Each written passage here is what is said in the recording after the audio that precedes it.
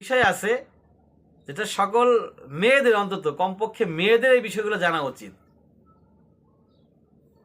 আপনি বলুন তো, একটা বর্তমান বিশ্বে বাবাকে ভালোবাসে, মাকে ভালোবাসে, এরা কারা? ছেলে না মেয়ে? ছেলেরা, মেয়েরা? মেয়েরা তার বাবাকে বেশি ভালোবাসে না ছেলেরা তার বাবাকে বেশি ভালোবাসে?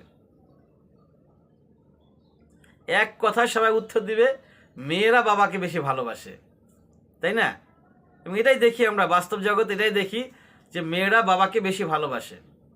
আবার এই মেয়েরাই বাবাকে টাইনা জাহান্নামে নিয়ে যায়।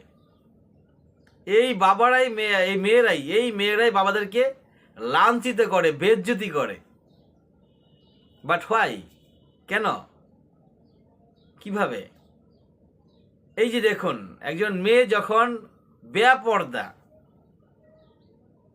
পর্দানশীল হবে না, ঘর থেকে যখন বের হবে, তখন সে ইসলামী সুন্নতি পোশাক পরে বের হবে না। কোনো লাভ আছে? আপনি যদি ঘর থেকে, যদি আপনি কি বলে, পর্দানশীল না হয়ে ঘর থেকে বের হন, আপনার কোনো উপকার আছে? লাভ আছে? লাভ নাই, কিন্তু লস কিন্তু আছে। আপনি যদি দোকানে যান বেপর্দা হয়ে, দোকানদার আপনার কাছ থেকে টাকা কম রাখবে? রিক্সা চলেন, রিক্সাওয়ালা আপনার কাছ থেকে কম রাখবে? কোথাও কি আপনি কোনো বেনিফিট পাচ্ছেন? 2, 4, 5 টাকা 10 টাকা পাচ্ছেন কোথাও? একদল কিন্তু আছে যে গুনাহ করেও লাভ করে। সেটা কোনটা? যেমন ব্যবসায়ী, একজন ব্যবসায়ী ওজনে কম দিল, ওজনে কম দিয়ে তার পকেটে কিছু টাকা ইনকাম হলো, কিছু টাকা ঢুকলো, তাই না? ব্যবসায়ী যখন ওজনে কম দিবে, কম দেওয়ার কারণে তার গুনাহ হলো।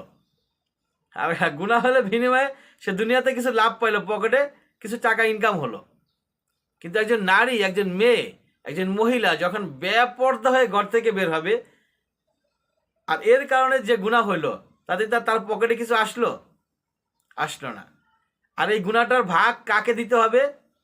কোনো মেয়ে যখন বেপর্দা হয়ে ঘর থেকে বের হবে, তখন যত পরিমাণে গুনাহ লেখা হবে, এই প্রত্যেকটা গুনাহ তার বাবাকে নিতে হবে, তার মাকেও নিতে হবে, তার ভাই থাকলে ভাইকেও বহন করতে হবে এই গুনাহ, তার হাজবেন্ড থাকলে হাজবেন্ডকেও এই গুনাহ বহন করতে হবে।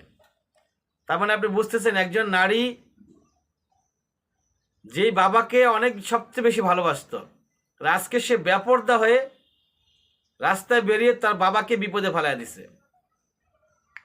অন্য রেওয়াতে আসছে, যদি কোনো নারী জাহান্নামে যায়, কোনো মেয়ে জাহান্নামে যায়, তখন সে একা যাবে না, তখন সে 4 জন ব্যক্তিকে নিয়ে জাহান্নামে যাবে।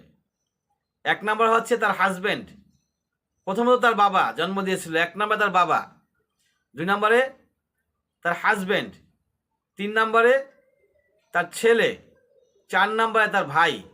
এই 4 জনকে নিয়ে সে জাহান্নামে যাবে।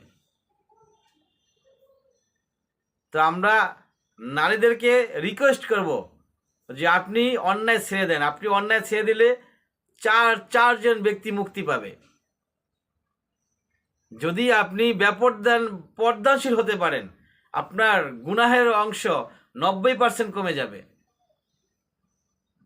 নামাজ পড়ুন 5 ওয়াক্ত, আর পর্দানশীল চলাফেরা করুন, জীবন দেখবেন অটোমেটিক পাল্টে গেছে। ওয়া আখির দাওয়ানা আলহামদুলিল্লাহি রাব্বিল আলামিন।